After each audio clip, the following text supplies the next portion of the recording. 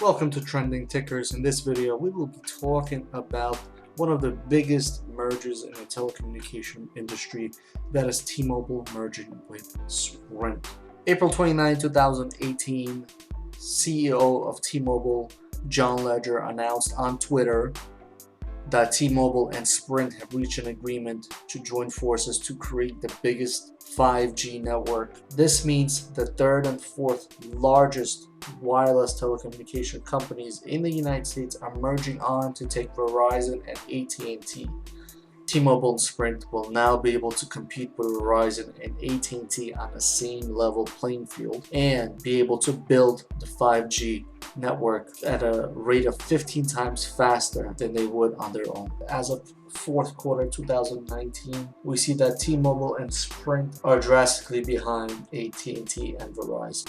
But after the merger, T-Mobile will be the second largest telecommunication company after AT&T.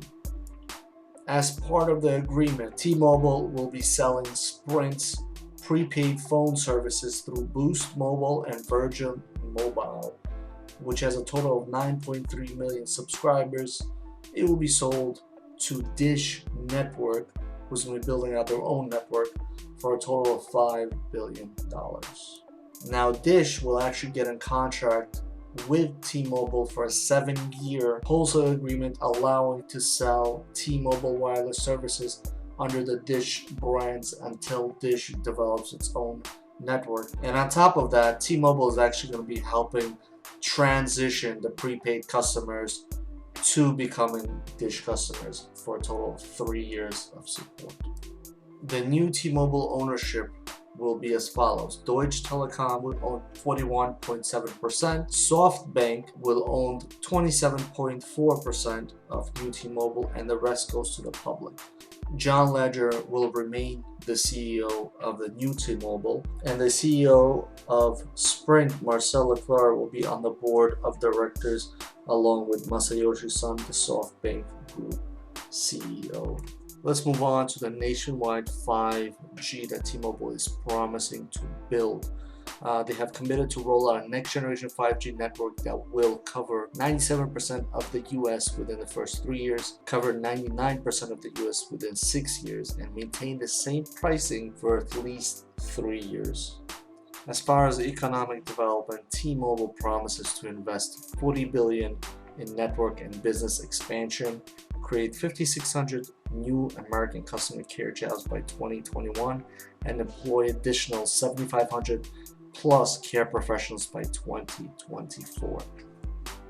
Yet the Communication Workers of America Union has submitted an appeal to stop the merger of T-Mobile and Sprint, stating that there's going to be a lot of job losses. As we see during the Senate hearing, T-Mobile CEO John Legere said that there'll be a rationalization of jobs in the first year. Based on Communication Workers of America estimates, there's going to be a total of 30,000 jobs being lost. 13,700 from retail Sprint locations, 11,800 from prepaid, which is Boost, Metro PCS, and Virgin Mobile, 4,500 in their headquarters, and which is going to be a total for 30,000. There's also a breakdown by state, and from what it looks like, California, Texas, and Florida will be impacted the most.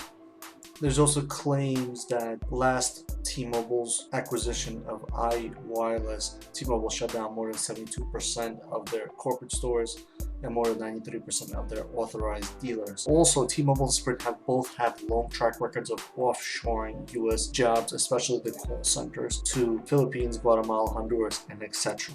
Both sides have their own points, but April 1st, 2020, the new T-Mobile is expected to fully merge and be launched. This has been the first episode of Trending Tickers.